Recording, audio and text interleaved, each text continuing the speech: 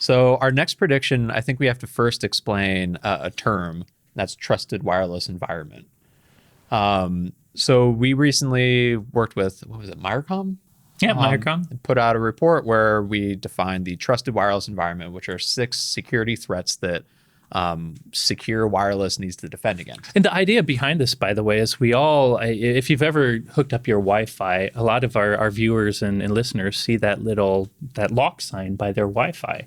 And we've kind of grown compliant to see that you see that lock sign and it's secure Wi-Fi, right? We know internally that means it has, hopefully WPA2, in the future WPA3. And in the worst case, at least, what's the old one that was broken? WEP? WEP. By the way, does WEP still get the lock? I don't think so. It does not? I hope it doesn't.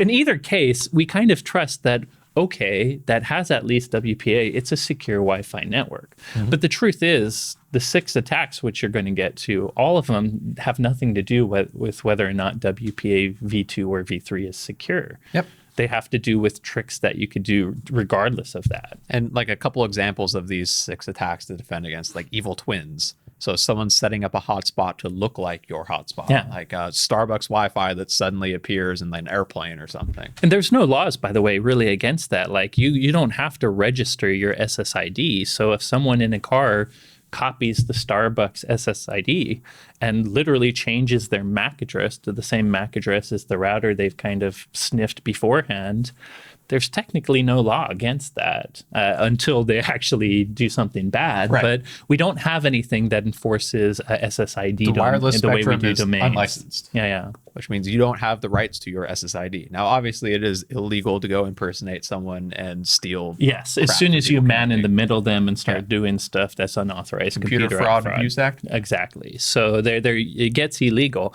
But that's the reason why there's no technical mechanism blocking me from copying anyone else's SSID. Yeah. And then there's like another threat would be the rogue access point. So Jim from accounting going and plugging his Netgear into the wall to get Wi-Fi in his office. Or worse yet, the guy that pretended to be, your electricity installer coming and plugging a fake Dreamcast in your kitchen that's actually an access point. By the way, there was a version of Linux that ran on Dreamcast that allowed this, and security researchers actually used a Dreamcast as a wireless network exfiltration device. All right. I had no idea. That is fascinating.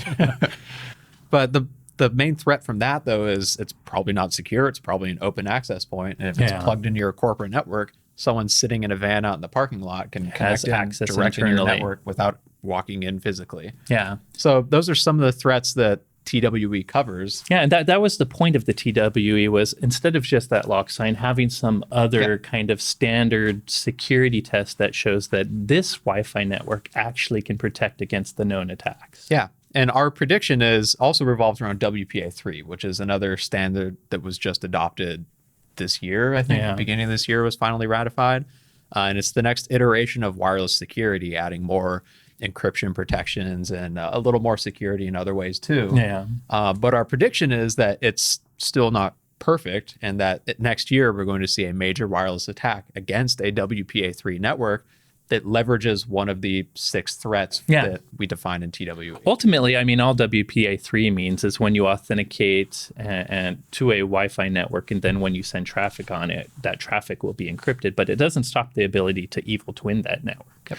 I mean, if someone knows your WPA SSID, and maybe they also know, the password you use to log onto that network, they could set up an evil twin all the same and still have a nice secure WPA3 connection to their evil twin and still man in the middle. So we're saying WPA3, kudos, by the way, for increasing the wireless authentication and encryption for clients, but there's still ways to attack it.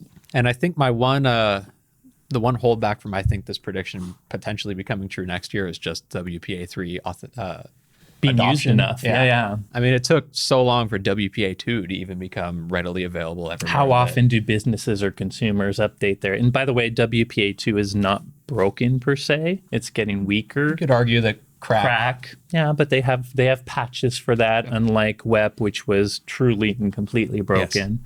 Yes. So yeah, I agree with you. Adoption of WPA3 will take time. So I'm not sure how many people will use it. So our defensive tip for this one is use wireless security tools that are able to stop these attacks. WIPs, or wireless intrusion prevention, is the one. The reason that WatchGuard, by the way, is the one that launched the Trusted Wireless Environment Initiative. And the Meyercom test really, truly tests WIPs. And the one thing we're trying to point out, though, is all WIPs is not created equal. Like the technologies they use to detect rogue access points or evil twins, and then whether or not they can keep clients from them. Once you detect, say, an evil twin, that's one thing, but making sure that your clients don't actually connect to it, that you have to do some more active techniques. Because if you get it wrong, and sometimes those active techniques might accidentally kick clients at Starbucks off of Starbucks, which is a FCC violation. So if you actually look at, we don't want to use the whole podcast to talk about all the differences, but we have this patented technology called marker packets. And if you look at the other ways people do WIPs, they often start to add a lot of caveats about, okay, we do detection. If you want to turn on prevention, you got to be very careful. FCC violations cost money. We don't have that worry at all. We can confidently turn on WIPs because of the marker packets we add to all our traffic. So it just shows that, as you're looking at these attacks and how to detect and prevent them, look for technologies where you can actually use the prevention. Yep.